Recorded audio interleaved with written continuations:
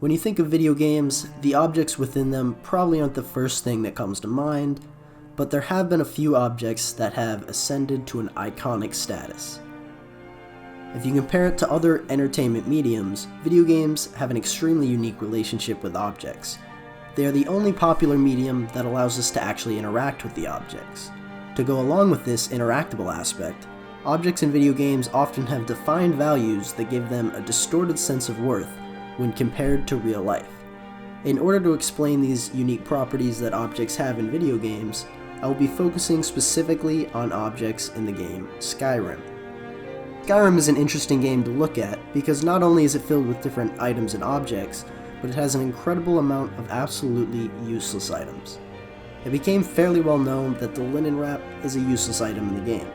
When developers make a game, they have to deliberately program in every item, so players will often assume that most items have some kind of value.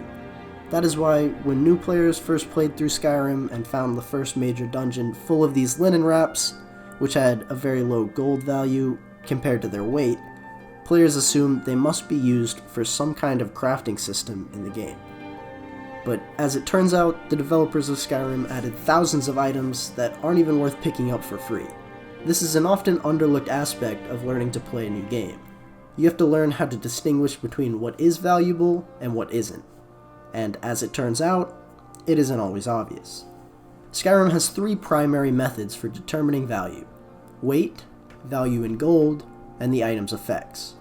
The combination of these aspects is why I'll carry around dozens of apples, but I won't pick up any sacks of flour. It's why soul gems are useful items, but soul fragments are completely useless. It's all determined by the game's rules of value. Wolf pelts are things you wouldn't think of as being useful in real life, but in Skyrim they can be turned into leather. Leather can be used for weapon and armor crafting, but even if you don't want to craft your own items, the crafting process gives you experience towards leveling up. All of these factors matter when thinking about the value of these objects. When I first played Skyrim, my brother told me to compare weight to value and to only take things that have a good ratio. For me, I usually looked for a ratio of 10 gold for every unit of weight. While these rules are really helpful in most cases, they also led me to leave behind an item with 25 weight and 0 value called the Dragonstone. As it turns out, the item was necessary for the main questline, and I had to completely redo the dungeon. Values become especially apparent when you look at weapons. The majority of the weapons in this game are pretty generic, so the main distinguishing factor between them is simply their attack stat. Video games can heighten the genericness of an object to the point where you can stack things like steel sword, so I can't even tell them apart from each other, and I couldn't tell you which steel sword was in my left hand or my right hand. This is why when you do find one of the unique weapons with its own name and effect, it feels much more special.